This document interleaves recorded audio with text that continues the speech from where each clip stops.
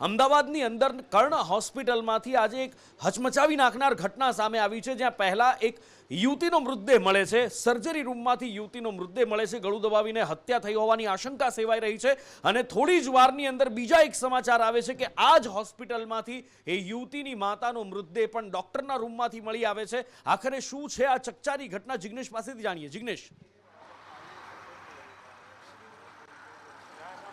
નુપુર, આજે કહી શકાય કે ભુલાભાઈ પાર્ક પાસે આવેલી કર્ણ હોસ્પિટલમાં સૌ પ્રથમ એક યુવતીનો મૃતદેહ મળી આવ્યો હતો। ભારતીબેન વાળા તેમનું નામ હતું। જ્યારે પોલીસે તે મૃતદેહ કબજે કરી અને તેની તપાસ હાથ ધરી, એફએસએલની ઇન્કવાયરી પણ પૂરી થઈ ગઈ, પરંતુ જ્યારે હોસ્પિટલની બહાર એટલે કે અન્યના જે સીસીટીવી છે તે ચેક કરવામાં આવ્યા અને એ જ સીસીટીવી સંદેશ ન્યૂઝ એક્સક્લુઝિવ ચલાવી રહ્યું છે કે જે મહિલા જેનું ભારતીબેન વાળા કે જેનું મૃત્યુ થયું હતું તેની સાથે તેની માતા પણ હોસ્પિટલમાં આવ્યા હતા। જ્યારે માતા હોસ્પિટલમાં આવ્યા ત્યારબાદ તેમની માતાના બહાર નીકળવાના કોઈ ફૂટેજ અથવા તો કોઈ ચિહ્નો પોલીસને મળતા નહોતા અને મનસુખ નામનો જે વ્યક્તિ શંકાસ્પદ છે તેની પૂછપરછ હાથ ધરવામાં આવી હતી। ત્યારે તે વસ્તુ ફલિત થઈ કે તેને માતાની પણ હત્યા નિપજાવી છે અને તેનો મૃતદેહ પણ તે જ હોસ્પિટલમાં રાખ્યો છે। એટલે કે અત્યાર સુધી જે પોલીસ એક મર્ડર કેસની તપાસ કરતી હતી તે તપાસ હવે ડબલ મર્ડર કેસ સુધી પહોંચી છે। ભારતીબેન વાળા અને તેની માતા બંનેનું મૃત્યુ નિપજાવવામાં આવ્યું, ઇન્જેક્શનના હેવી ડોઝ આપી અને બંનેની હત્યા નિપજાવવામાં આવી હોવાના પોલીસને પુરાવા મળ્યા છે। ખાસ કરીને હવે બંને મૃતદેહને ઇન્ક્વેસ્ટ પંચનામા ભરી અને પોલીસ હવે તેને પીએમ માટે મોકલશે અને ત્યારબાદ હકીકત સામે આવશે કે સૌ પ્રથમ કોની હત્યા થઈ હતી, કયા સંજોગોમાં થઈ, સૌ પહેલા કોને ઇન્જેક્શન આપવામાં આવ્યું, કયું ડ્રગ્સ અથવા તો કઈ દવાના ઇન્જેક્શનના હેવી ડોઝ આપવામાં આવ્યા, તમામ મામલે હવે કાગડાપીઠ પોલીસે તપાસ હાથ ધરી છે।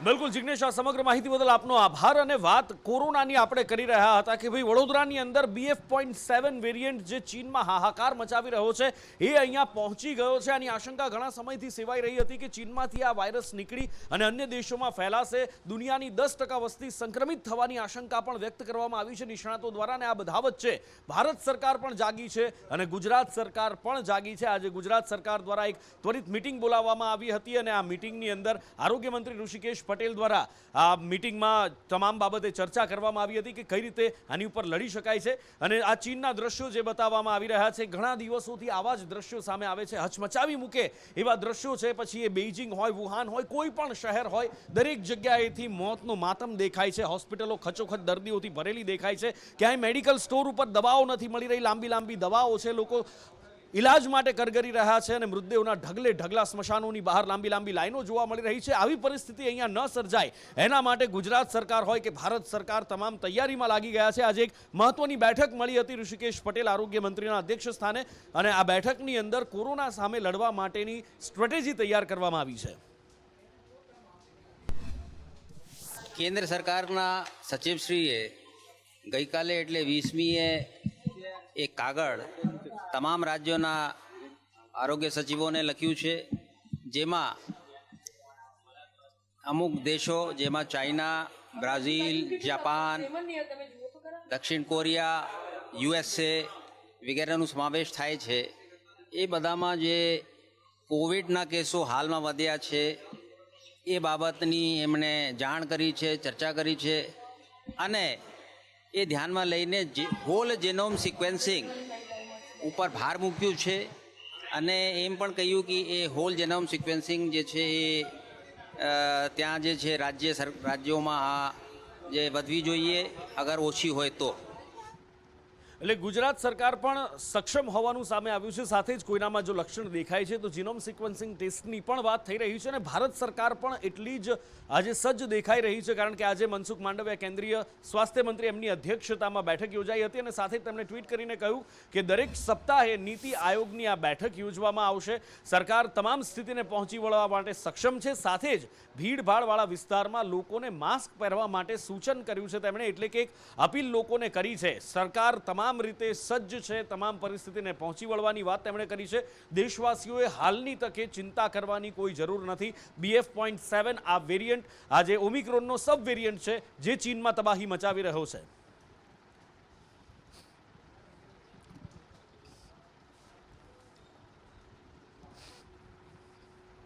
એટલે એક તરફ કોરોનાનો કહેર સ્વાસ્થ્ય મંત્રાલયની બેઠક હોય કે પછી કોરોના સામે લડવા માટેની તૈયારી અને બીજી બાજુ ભારત જોડો યાત્રા પણ છે અને એક અપીલ કરવામાં આવી ભારત જોડો યાત્રાને લઈને કે આ યાત્રા સ્થગિત કરવામાં આવે। શું કહ્યું કેન્દ્રીય સ્વાસ્થ્ય મંત્રી મનસુખ માંડવિયાએ, પહેલા એ જોઈ લઈએ।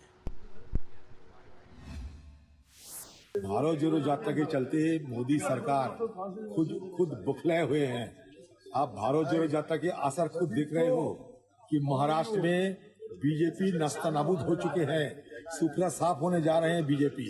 तो ये डर के मारे ये आम लोगों की निगाह भटकाने के लिए बुखलाए हुए बीजेपी पार्टी ये तरह तरह की सारे सवाल उठा रहे हैं। बीजेपी पार्टी को ये कहना चाहता हूँ, गुजरात में जब चुनाव हुई थी मंडविया के मैं पूछना चाहता है कि राहुल गांधी की पदयात्रा शायद आपको अच्छा नहीं लगते होंगे, लेकिन सारे हिंदुस्तान के लोग इसमें दिलचस्पी दिखा रहे हैं, शामिल हो रहे हैं। मैं साफ कह देना चाहता हूँ कि तोड़ने की खतरा है। लोग जो लगे हुए हैं भारत को तोड़ने में। मोदी सरकार की नीयत और मोदी सरकार की नीतियों के कारण भारत की टूटने की संभावना बढ़ रही है। किस तरीके से? पहला, आर्थिक विषमताएं बढ़ रही है।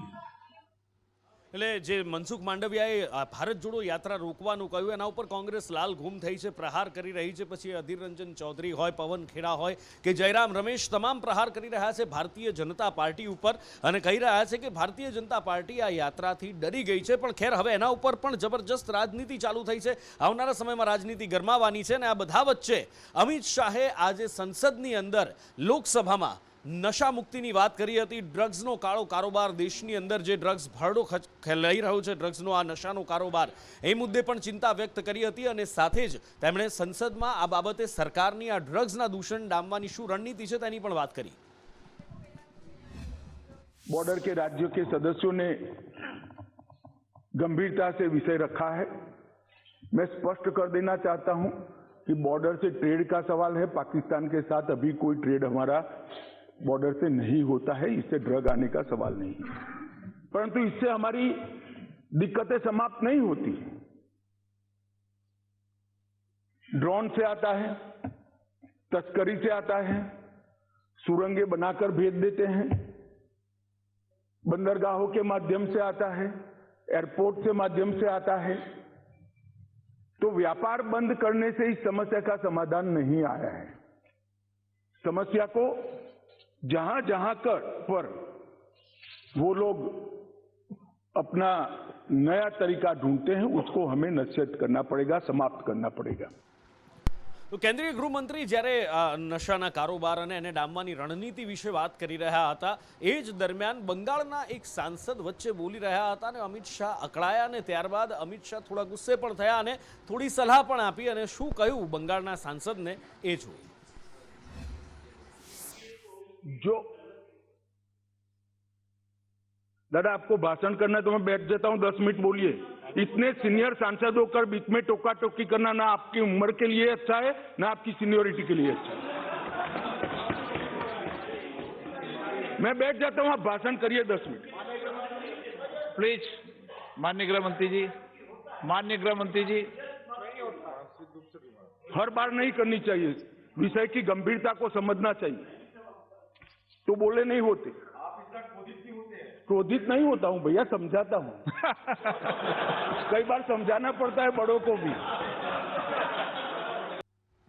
એટલે અમિત શાહે તો કહ્યું કે ભાઈ ગુસ્સો નથી કરતો, સમજાવું છું, ક્યારેક ક્યારેક મોટાઓને પણ સમજાવવા પડે જ્યારે કોઈ ગંભીર વાત થતી હોય અને એમાં કોઈ ટોકે તો। બીજી તરફ રાહુલ ગાંધીને પણ આજે ગુસ્સો આવ્યો। આમ તો રાહુલ ગાંધી ભારત જોડો યાત્રા દ્વારા કહેતા હોય છે કે મોહબ્બત की दुकान खोलने चला हूं, પણ આજે રાહુલ ગાંધીને ગુસ્સો આવી ગયો। એક મંચ ઉપર હતા, સાથે કોંગ્રેસના જ નેતાઓ કાર્યકર્તાઓ હતા અને કોંગ્રેસના જ કોઈ નેતા કે કાર્યકર પર ગુસ્સે થયા।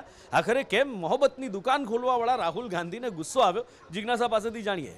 બિલકુલ નુપુર, આપે જેમ કહ્યું એમ કે કોંગ્રેસના પૂર્વ અધ્યક્ષ અને દિગ્ગજ નેતા રાહુલ ગાંધી અત્યાર સુધી પ્રેસ કોન્ફરન્સમાં અથવા સરકાર સામે આકરા પ્રહારો કરતા આપણે એમને એ મૂડમાં જોયા છે. ભ્રષ્ટાચાર અને મોંઘવારી સામે સરકાર સામે સવાલો કરતા અથવા ગુસ્સો કરતા આપણે જોયા છે. પરંતુ આજે રાહુલ ગાંધીને કોંગ્રેસના જ એક કાર્યકર પર ગુસ્સો આવ્યો અને કારણ એટલું હતું કે રાજસ્થાનમાં પદયાત્રા પૂરી થઈ છે. ભારત જોડો યાત્રા આજે હરિયાણામાં પ્રવેશી છે અને હરિયાણામાં ફ્લેગ એક્સચેન્જ કાર્યક્રમ યોજાયો હતો, જ્યાં કોંગ્રેસના કાર્યકરો સહિત નેતાઓ મોટી સંખ્યામાં ઉપસ્થિત હતા. જ્યાં કોંગ્રેસનો એક કાર્યકર સ્ટેજ પર પહોંચે છે અને રાહુલ ગાંધી સાથે સેલ્ફી લેવાનો પ્રયાસ કરે છે અને આ જ દરમિયાન રાહુલ ગાંધીને ગુસ્સો આવી જાય છે. એ કાર્યકરનો હાથ ઝાટકી નાખે છે અને એનો ફોન હાથમાંથી લઈ લેવામાં આવે છે. એટલે કે રાહુલ ગાંધી આજે એક ગુસ્સાવાળા સ્વભાવમાં જોવા મળ્યા અને હાજર તમામ મંચ પર જેટલા નેતાઓ અને કાર્યકરો હતા એ પણ આશ્ચર્યચકિત થતા જોવા મળ્યા. લોકો બિલકુલ, અને જો હું ભૂલ નથી કરતો તો આવા દ્રશ્યો ભૂતકાળમાં ગુજરાતની અંદર પણ જોવા મળ્યા છે. ખેર, એ ચર્ચામાં આપણે નથી પડતા, પણ આ બધાની વચ્ચે ભારતીય જનતા પાર્ટીની વાત કરવી છે. ભારતીય જનતા પાર્ટીએ ગુજરાતમાં જ્વલંત વિજય મેળવ્યો છે. ભૂતકાળના બધા જ રેકોર્ડ તોડી નાખ્યા. બધી જ પાર્ટીઓ પર બુલડોઝર ફેરવ્યું. 156 સીટો જીત્યા. અને જ્યારે સંસદીય દળની બેઠક મળી હતી ત્યારે વડાપ્રધાન નરેન્દ્ર મોદીનું 3 મિનિટથી વધારે સુધી તાળીઓના ગળગળાટ સાથે સ્વાગત અભિવાદન કરાયું હતું. અને ત્યારબાદ વડાપ્રધાન નરેન્દ્ર મોદીએ આ જીતનો તમામ શ્રેય CR પાટીલને આપ્યો હતો. આ જીતના સાચા હીરો CR પાટીલને ગણાવ્યા હતા અને CR પાટીલ દ્વારા આજે આ જીતના જશ્નની ફરી એકવાર ઉજવણી કરવામાં આવી અને તમામ સાંસદોને ડિનર માટેનું આમંત્રણ આપવામાં આવ્યું. એક ડિનર માટેનું આયોજન કરવામાં આવ્યું હતું અને ખુશીની ઉજવણી કરવામાં આવી છે. અજય યાદવ આપણી સાથે જોડાયા છે વધુ વિગત માટે. અજય, देखिए, निश्चित तौर पे गुजरात के विधानसभा चुनाव में भारतीय जनता पार्टी ने जिस तरह की ऐतिहासिक जीत दर्ज की है उसका सेलिब्रेशन अभी तक जारी है. इसके पहले खुद जो अलग अलग सांसद थे उनसे प्रधानमंत्री नरेंद्र मोदी ने मुलाकात की थी. उनको भी पार्टी की जीत के लिए बधाई दी थी. यहाँ तक कि संसदीय दल की बैठक जब संसद भवन के भीतर आयोजित की गई थी, जब प्रधानमंत्री नरेंद्र मोदी उस कार्यक्रम में भाग लेने के लिए पहुंचे हुए थे, तब प्रधानमंत्री नरेंद्र मोदी के पक्ष में जयकारे लगे थे और प्रधानमंत्री नरेंद्र मोदी को भारतीय जनता पार्टी का ब्रांड कहा गया था. लेकिन उस स्पीच में प्रधानमंत्री नरेंद्र मोदी ने CR पाटिल का जिक्र किया था और कहा था कि गुजरात के विधानसभा चुनाव में जो जीत दर्ज हुई है उसमें CR पाटिल की अहम भूमिका है.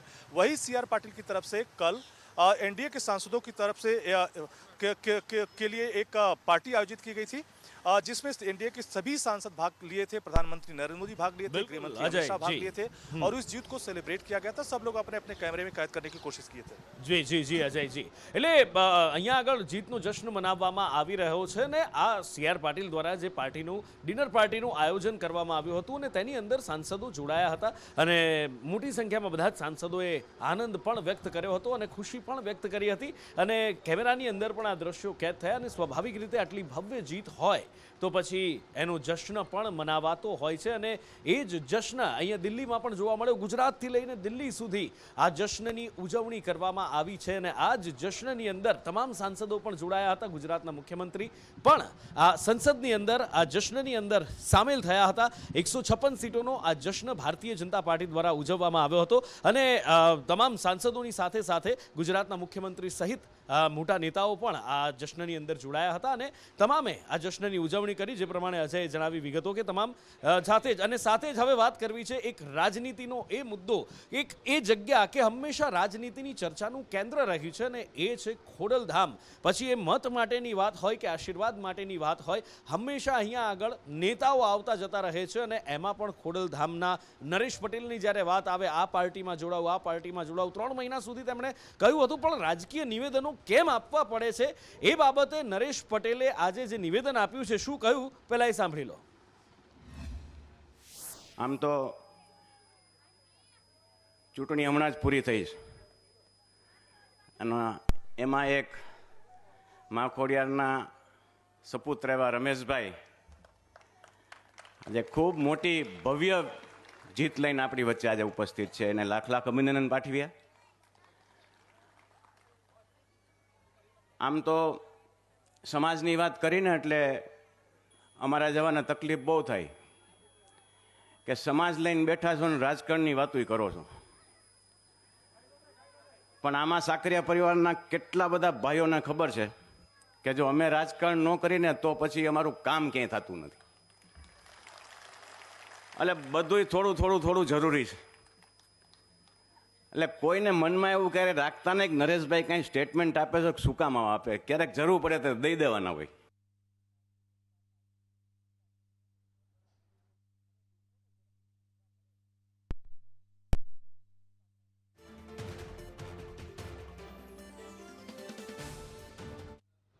એટલે નરેશ પટેલે કહ્યું કે શા માટે તેઓ આ રાજકીય નિવેદન આપે છે કે રાજકારણ સિવાય કંઈ થતું નથી ને આ બધા વચ્ચે અત્યારે એક મોટા સમાચાર મળી રહ્યા છે। ગુજરાતના મુખ્યમંત્રી ભૂપેન્દ્ર પટેલ દિલ્હી પહોંચ્યા છે, પીએમ હાઉસ તેઓ પહોંચ્યા છે। વડાપ્રધાન નરેન્દ્ર મોદીને પહોંચવા માટે સવારે પ્રમુખ અને ઉપપ્રમુખ સાથે તેમણે શુભેચ્છા મુલાકાત કરી હતી અને હવે વડાપ્રધાન નરેન્દ્ર મોદીના નિવાસસ્થાને પહોંચ્યા છે। રક્ષામંત્રી રાજનાથ સિંહને પણ મુખ્યમંત્રી ભૂપેન્દ્ર પટેલ મળ્યા હતા અને હવે તેઓ પીએમ આવાસ પર પહોંચ્યા છે।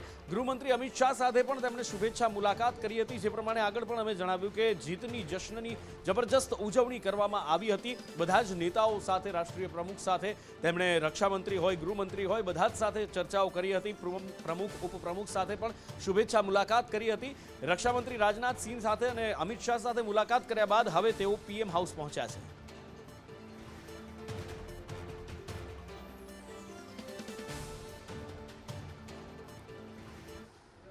અમદાવાદ મ્યુનિસિપલ કોર્પોરેશનની સામાન્ય સભા મળી અને આ સભાની અંદર જે દ્રશ્યો જોવા મળ્યા એ આશ્ચર્યચકિત કરનારા આમ તો કહી શકાય પણ આમ નહોતા, કારણ કે સામાન્ય સભામાં આવા દ્રશ્યો ઘણીવાર જોવા મળતા હોય છે। આ સામાન્ય સભાની અંદર પક્ષ અને વિપક્ષ આમને સામને આવી ગયા, છૂટા હાથની મારામારી, ધક્કા મુક્કી, દેવાવાળી, આ બધું જ આજે જોવા મળ્યું હતું અને એનું જે કારણ હતું એ એક મુદ્દો જે ચર્ચાયો, રિવરફ્રન્ટ પર યુવાનો ડ્રગ્સનું સેવન કરે છે વગેરે વગેરે વગેરે મુદ્દાઓ ચર્ચાયા। અશાંત ધારાની પણ વાત થઈ, ડ્રગ્સની પણ વાત થઈ અને આ બધાની વચ્ચે હોબાળો થઈ ગયો।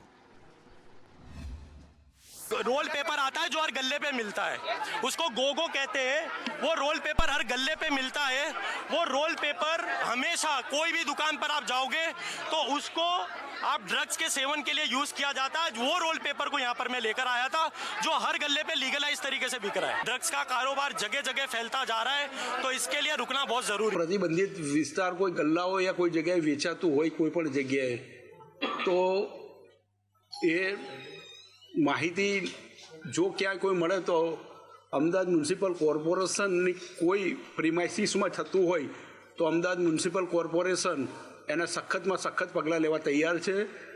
પોલીસ તંત્ર પણ આ કોઈ પણ રીતે ચલાવી લેવા તૈયાર નથી હોતું। એટલે આ પોલીસ અને વિપક્ષના નેતાએ પણ જો અહીંયા માત્ર પોલિટિકલી સ્ટન્ટ કર્યા વગર જે તે સમયે એમને કંઈ જોયું હોય કે જ્યાં કંઈ મળતું હોય તો આજે પણ એ પોલીસને જાણ કરી શકે છે અને પોલીસ એની પર કડકમાં કડક પગલાં લઈ શકે છે। આગળ વાત કરવી છે અશાંત ધારાની। હાઈકોર્ટ દ્વારા અશાંત ધારા પર સુનાવણી કરવામાં આવી અને એક મહત્વનો ચુકાદો આપવામાં આવ્યો। શું છે દિવ્યા પાસેથી જાણીએ। અનુપુર, અશાંત ધારાને લઈને ગુજરાત હાઈકોર્ટમાં મહત્વનો ચુકાદો છે તે આપવામાં આવ્યો છે કે બંને વેચનાર અને ખરીદનારની સંમતિ હોય તો તેમને આ મકાન છે કે કોઈપણ પ્રોપર્ટી છે તે વહેંચી શકાય છે। અશાંત ધારાને લઈને પછી ભવિષ્યમાં કોઈ વાંધો ઉઠાવી ન શકે તેવા પ્રકારનું મહત્વનું અવલોકન પણ આ ચુકાદામાં કોર્ટ દ્વારા ટાંકવામાં આવ્યું છે। મહત્વનું છે કે અશાંત ધારાને લઈને ઘણા પ્રકારની અરજીઓ છે તે અલગ અલગ ગુજરાત હાઈકોર્ટમાં પણ થઈ હતી, પરંતુ વેચનાર અને ખરીદનારની જો સંમતિ હશે તો કોઈપણ પ્રકારનો વાંધો કોઈએ ન હોવો જોઈએ તેવા પ્રકારનું ટકોર છે તે ચુકાદામાં કોર્ટે કર્યું છે। જી, અને આ બધા વચ્ચે એક મહત્વના સમાચાર મળી રહ્યા છે। જુનિયર ક્લાર્કની જો આપ પરીક્ષાની તૈયારી કરી રહ્યા છો તો આપના માટે આ મહત્વના અને ખૂબ કામના સમાચાર છે કે તારીખો બદલાઈ છે। જી હા, પરીક્ષાની તારીખો બદલવામાં આવી છે। કઈ નવી તારીખ અને કેમ બદલવામાં આવી તારીખ, હિરેન પાસેથી જાણીએ। હિરેન।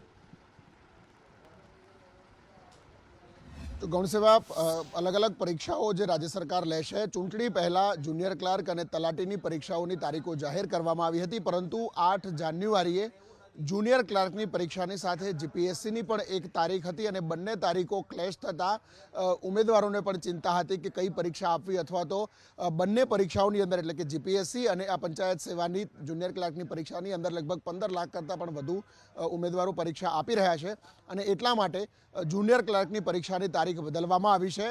8 જાન્યુઆરીના બદલે 29 જાન્યુઆરીના રોજ હવે જુનિયર ક્લાર્કની પરીક્ષા લેવામાં આવશે અને તલાટીની પરીક્ષાની તારીખ જે છે હજુ બદલ કરવામાં આવ્યો છે। જો કે નવી તારીખ કઈ હશે તેની સ્પષ્ટતા પંચાયત સેવા પસંદગી મંડળે નથી કરી, પરંતુ ઉમેદવારોની રજૂઆતને ધ્યાનમાં રાખી જીપીએસસીની પરીક્ષા 8 જાન્યુઆરીએ યથાવત રહેશે।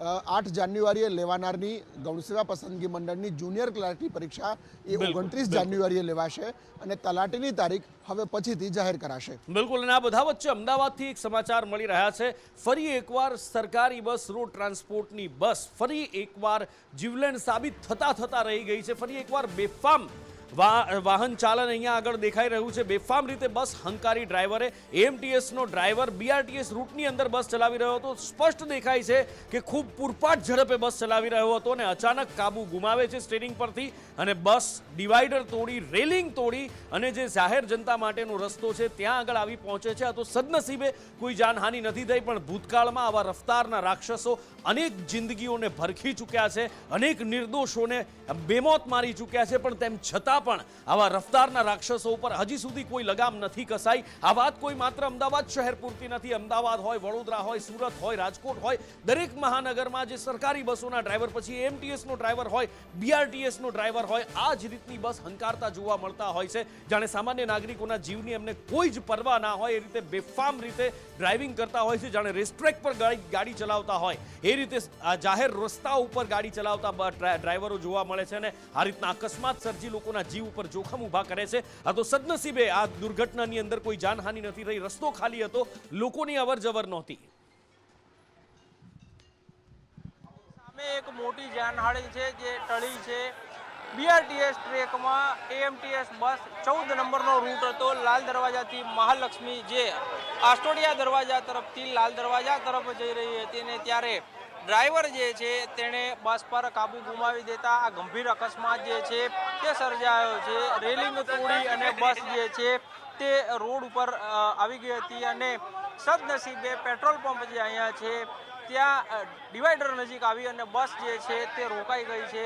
અકસ્માત સર્જાયો ત્યારે 4 થી 5 મુસાફરો છે તે બસમાં હતા, પરંતુ સદનસીબે કોઈ જાનહાનિ થઈ નથી। ડ્રાઈવર જે છે તે પોતાનો લૂલો બચાવ કરી રહ્યો છે કે સામેથી બાઇક આવી રહી હતી અને તેને બચાવવા જતા આ અકસ્માત જે છે તે સર્જાયો છે। હકીકતમાં સીસીટીવી ફૂટેજ છે તેમાં બસની સામે કોઈ બાઇક નથી દેખાઈ રહી, પરંતુ ડ્રાઈવરની બેદરકારીના કારણે આ અકસ્માત છે તે સર્જાયો છે।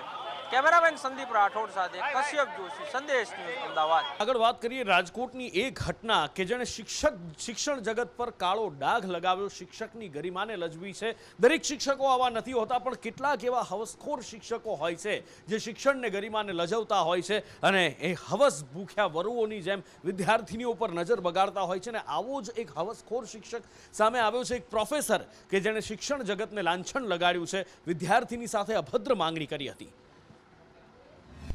રાજકોટમાં શિક્ષણ જગતને લજાવે તેવી ઘટના ફરી એક વખત જે છે તે સામે આવી છે। વાત કરી રહ્યો છું રાજકોટની માતૃશ્રી વીરબાઈ કોલેજની, જે આપ દ્રશ્યો જોઈ રહ્યા છો ત્યાંના છે। ત્યાંમાં વિદ્યાર્થીનીઓ પાસે પ્રોફેસર જે છે તેમને અઘટિત માંગ કરી હોવાનું આક્ષેપો જે છે તે થઈ રહ્યા છે। બે વિદ્યાર્થીઓએ કોલેજના એક પ્રોફેસર સામે ગંભીર આક્ષેપ જે છે તે કર્યા છે। ત્યારે સમગ્ર ઘટનાને લઈને આપણી સાથે એનએસયુઆઈના પ્રદેશ મંત્રી છે, તેમની સાથે જ વાત કરીશું। કઈ રીતે જોઈ રહ્યા છો? પ્રિન્સિપાલે પણ આ ઘટના જે છે તે દબાવવાનો પ્રયાસ કર્યો છે, શું કહેશો? 3 મહિના પહેલાની આ ઘટના છે, જ્યારે 45 દિવસ પહેલા બંને વિદ્યાર્થીઓ દ્વારા જે અરજી કરવામાં આવી હતી તે અરજીનો કોઈ જવાબ નથી। 45 દિવસથી પ્રિન્સિપાલ દ્વારા અરજી દબાવવામાં આવી છે। બે વિદ્યાર્થીનીઓ દ્વારા જે સાયન્સના પ્રોફેસર હતા તેને અભદ્ર માંગણી કરી। તો પહેલી વાત તો આવા પ્રોફેસરોને રાખવા જ ન જોઈએ। ખરેખર તે લાયકાતવાળા પ્રોફેસર છે કે નહીં તે એક મોટો સવાલ છે। અવારનવાર આવા કિસ્સાઓ આવે છે અને જ્યારે વુમન સેફ્ટીની વાત થતી હોય ત્યારે પહેલો સવાલ તો એ જ ઉઠે છે કે જો તમે એક બાજુ વુમન સેફ્ટીની વાત કરતા હોય તો આ બનાવ કેટલો યોગ્ય? જે વિદ્યાર્થીઓને સારા માર્ક્સની લાલચ આપી આ પ્રકારની અઘટિત માંગણીઓ જે કરવામાં આવી છે પ્રોફેસર દ્વારા, જ્યારે વિદ્યાર્થીનીઓ છે તેમને 3 મહિના અગાઉ જ પ્રિન્સિપાલને અરજી કરી હતી, પરંતુ પ્રિન્સિપાલ દ્વારા કોઈ પણ પ્રકારના પગલાં ન લેવાયા હતા। ત્યારે સમગ્ર ઘટના હવે બહાર આવી છે, તેમને લઈને હવે 8 દિવસમાં રિપોર્ટ સોંપાશે અને ત્યારબાદ પ્રોફેસર પર પગલાં લેવાય તેવી શક્યતા છે। કેમેરા પર્સન વિપુલ બોરીચા સાથે મયુર સરવૈયા, સંદેશ ન્યૂઝ, રાજકોટ। અને આ સાથે જ વોર રૂમમાં અત્યારે સમય થયો છે આપનાથી વિદાય લેવાનો। નમસ્કાર।